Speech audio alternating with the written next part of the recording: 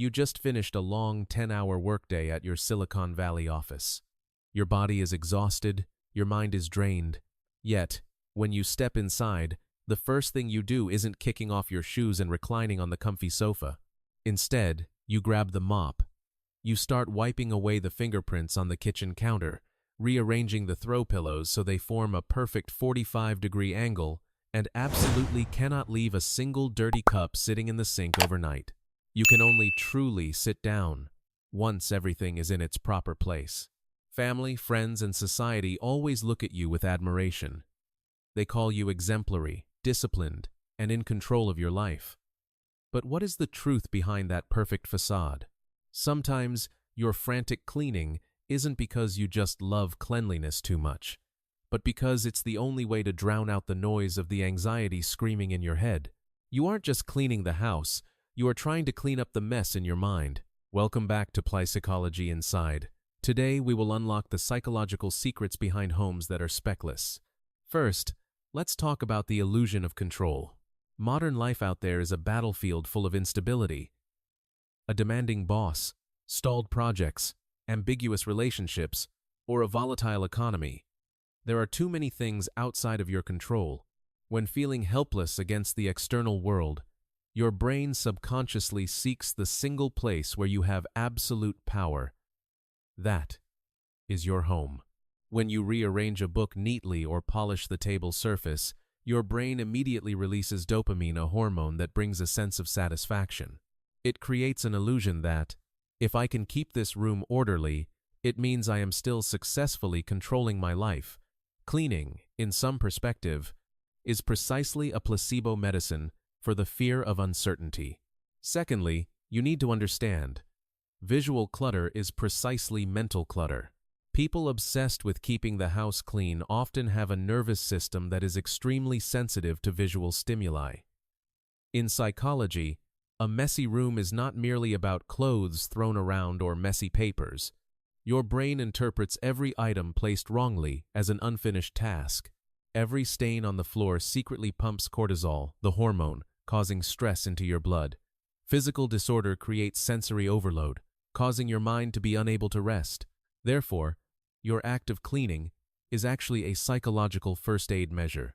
You clean the living space to cool down the nervous system, bringing yourself back to a state of safety and quietness. However, we need to dig deeper into a darker, more painful corner. The child who grew up in chaos. Many people who always keep their homes clean daily are people who once had a not very peaceful childhood. Maybe you grew up in a house chaotic regarding physical matter, or worse, emotional chaos, a place where parents frequently quarreled and the atmosphere was always tense. When being a voiceless child, you learned a harsh equation for survival. Orderly space means peace and safety. Disorder means danger, a sign showing that a terrible thing is about to happen. By adulthood, cleanliness becomes a shield, protecting you from insecure memories.